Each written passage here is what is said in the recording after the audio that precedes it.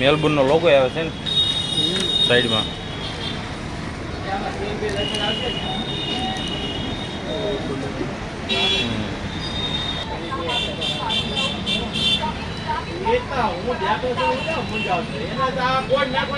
Channel move કર્યું હોય એ છે.